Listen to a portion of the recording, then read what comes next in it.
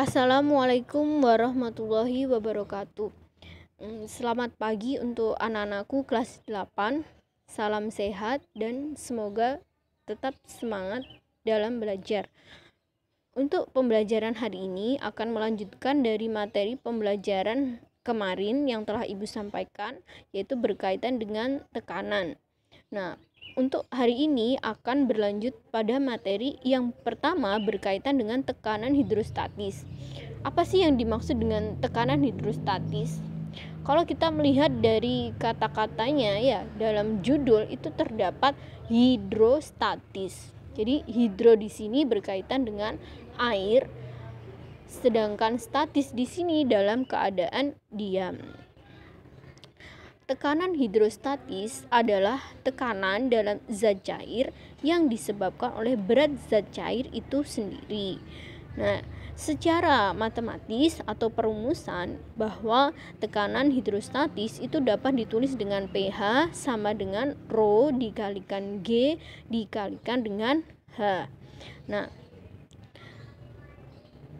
Rho H itu adalah tekanan zat cair dengan satuan Newton per meter pangkat 2. Kemudian Rho itu adalah massa jenis dari zat cair. Nanti ada massa jenis air, ada massa jenis minyak, itu ada nilainya sendiri-sendiri. Nah, untuk satuannya dinyatakan dalam kilogram per meter pangkat 3 atau kilogram meter kubik. Kemudian ada nilai dari G. G di sini adalah nilai dari percepatan gravitasi bumi. Nilainya itu ketetapannya adalah 9,8 meter per sekon pangkat 2 atau bisa nanti ditulis dalam pembulatannya adalah 10 meter per sekon kuadrat. Kemudian H. Nah, H di sini adalah kedalaman zat cair.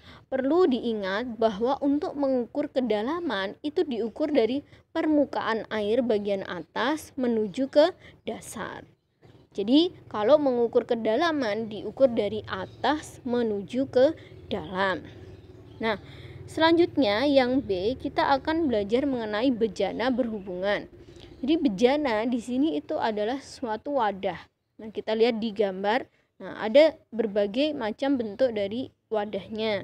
Nah, hukum bejana berhubungan itu berbunyi bahwa bila bejana berhubungan diisi zat cair yang sama dalam keadaan setimbang, maka zat cair dalam bejana akan terletak pada satu bidang datar.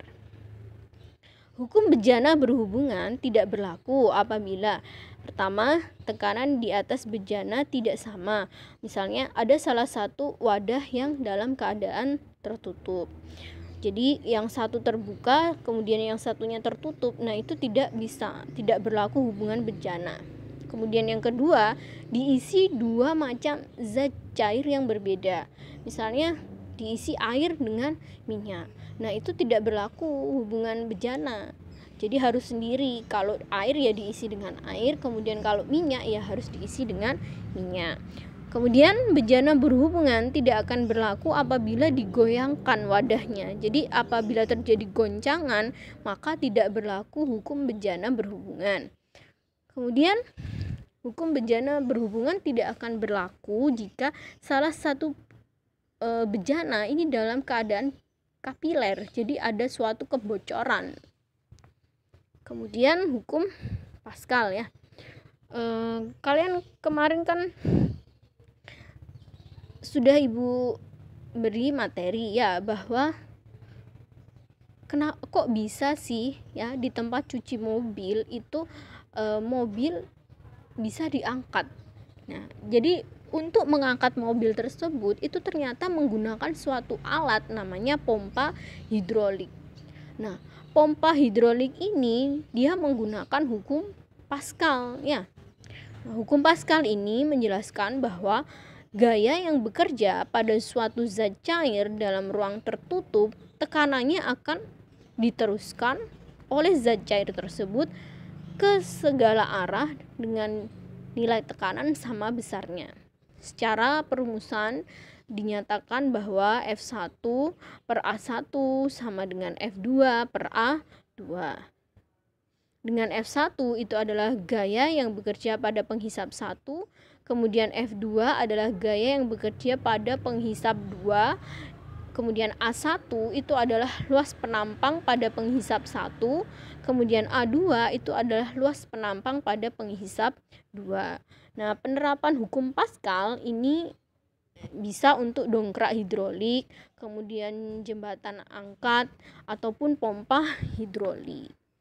Nah, untuk hukum Archimedes. Nah, hukum Archimedes itu menyatakan bahwa suatu benda yang dicelupkan ke dalam zat cair, baik sebagian atau seluruhnya, akan mendapat gaya ke atas yang besarnya sama dengan berat zat cair yang dipindahkan atau didesak oleh benda tersebut. Untuk hukum Archimedes itu ada keadaan benda dalam keadaan tenggelam, kemudian ada benda dalam keadaan terapung, dan ada benda dalam keadaan melayang. Baik anak-anakku, nah untuk materi hari ini penjelasannya adalah sampai di sini terlebih dahulu. Untuk selanjutnya Ibu akan mengirim video pembelajaran berikutnya. Demikian yang saya sampaikan. Wassalamualaikum warahmatullahi wabarakatuh. Semangat ya.